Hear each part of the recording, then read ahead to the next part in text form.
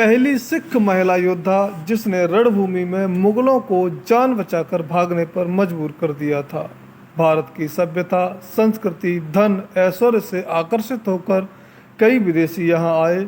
हम भारतीयों ने उन विदेशियों का बाहें फैलाकर स्वागत किया और दिल से अपनाया। धन और ऐश्वर्य पर अधिकार की इच्छा से कई आक्रमणकारियों ने हिंदुस्तान की धरती पर कब्जा करने की कोशिश भी की। इस कोशिश में कुछ कामयाब हो गए और कुछ को हमारे वीर सपूतों ने धूल चटा दी। गौरतलब है कि भारत के वीरों की चर्चा जितनी होती है, उन पर जितनी कहानियाँ कहीं सुनी या फिर पढ़ी जाती हैं, उतनी वीरांगनाओं के बारे में चर्चा नहीं होती। भारत भूमि की गर्भ में जन्मी असंख्य वीरांगनाओं की कहानियाँ हम जानते ही नहीं हैं। वे इतिहास में कहीं गुम हो गई हैं। हमारी कोशिश है कि उन वीरांगनाओं की भी कहानियाँ सामने आएँ। सच तो यही है कि हमारे यहाँ की रानियाँ, राजकुमारियाँ वीरता और शौर्य को दिखाने में, भारत भूमि को बचाने में कभी पीछे नहीं हटी। दक्षिण की रानी वेलु नाचियार हो, रानी दुर्गावती हो या मोहम्मद गोरी को हराने वाली नाइकी देवी हो।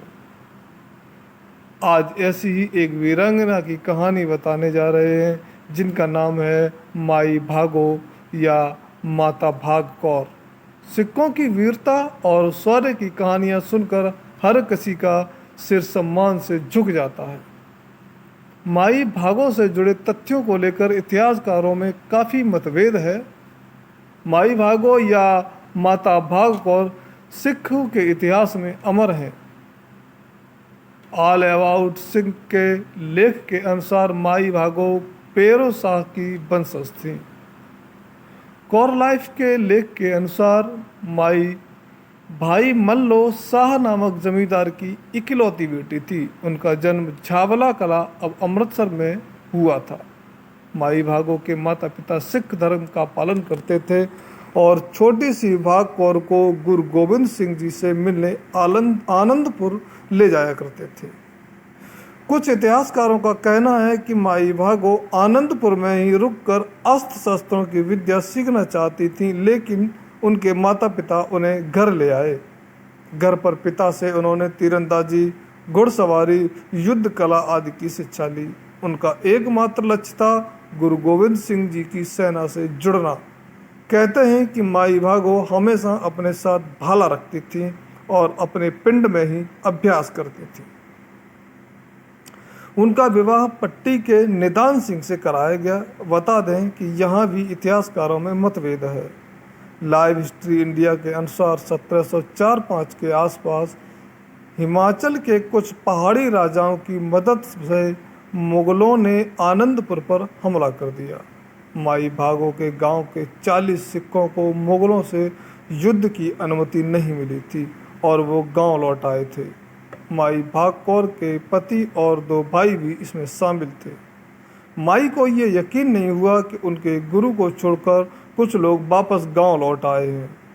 माई भागो और अन्य महिलाओं ने इन सिखों को उनकी कायरता के लिए खूब सुनाई।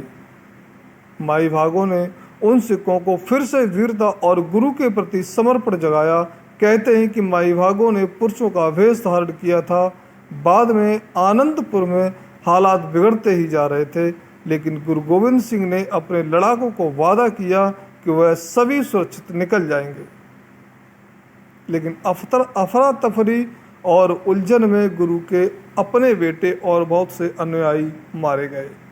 कुछ अनुयायियों के साथ पंजाब के फिरोजपुर के खिरदाना गांव पहुंचे। यहां माई भागो उन्हीं 40 सिखों के साथ पहुंची।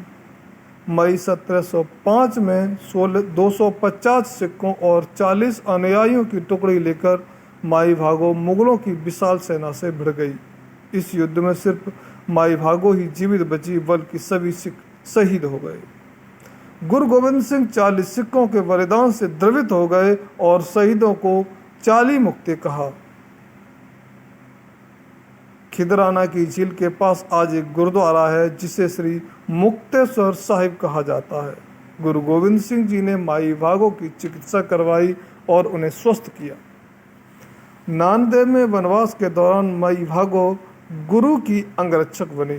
गुरु गोविंद सिंह जी के निधन के बाद माई ने जिनवारा वीदार कर्नाटक में जाकर बस गई। यहाँ उन्होंने वर्षों तक तपस्या की और यहीं आखिरी सांस ली। जहाँ माई भागो की कुटिया थी वहाँ पर आज एक गुरुद्वारा है। माई भागो के बलिदान की कहानी सुनकर शीश अपने आप झुक जाते हैं। साथियों, ऐसी वीरताओं की कहानी सुनने के लिए हमारे चैनल पर बने रहें। आपका बहुत बहुत धन्यवाद।